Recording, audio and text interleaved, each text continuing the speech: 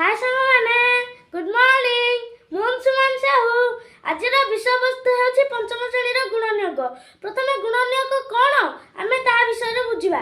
ଗୋଟିଏ ସଂଖ୍ୟା ଯେଉଁ ଯେଉଁ ସଂଖ୍ୟାମାନଙ୍କ ଦ୍ୱାରା ବିଭାଜ୍ୟ ସେହି ସଂଖ୍ୟା ଗୁଡ଼ିକ ହେଉଛି ଉକ୍ତ ସଂଖ୍ୟାର ଗୁଣନିୟୋଗ। ଆସନ୍ତୁ ମୁଁ ଆଜି ଆପଣମାନଙ୍କୁ ଉଦାହରଣ ମାଧ୍ୟମରେ ବୁଝାଇବି।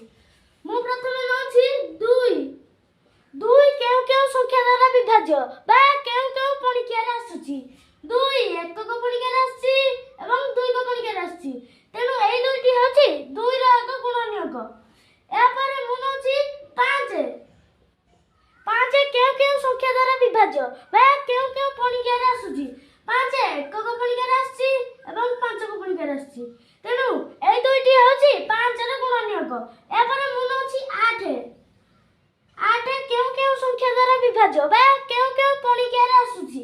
8 ଏକକ ପଣିକିଆରେ ଆସିଛି, 2 କ ପଣିକିଆରେ ଆସିଛି, 4 କ ପଣିକିଆରେ ଆସିଛି ଏବଂ 8 କ ପଣିକିଆରେ ଆସିଛି। ତେଣୁ ଏହି ଚାରୋଟି ହେଉଛି 8 ର ଏକ ଗୁଣନିୟୋଗ। ମୋର ପ୍ରତ୍ୟେକଟି ଭିଡ଼ିଓ ଆପଣମାନେ ଦେଖନ୍ତୁ। ଆଦର୍ଶ ନବୋଦୟ ପାଇଁ ଏହି ପ୍ରତ୍ୟେକଟି ଭିଡ଼ିଓ ଅତ୍ୟନ୍ତ ଜରୁରୀ। ଏହିପରି ନୂଆ ନୂଆ ଭିଡ଼ିଓ ପାଇଁ ମୋ ଫେସବୁକ୍ ପେଜକୁ ଫଲୋ କରନ୍ତୁ, ୟୁଟ୍ୟୁବ୍ ଚ୍ୟାନେଲକୁ ସବସ୍କ୍ରାଇବ୍ କରନ୍ତୁ। ରହିଲି, ଜୟ ଜଗନ୍ନାଥ।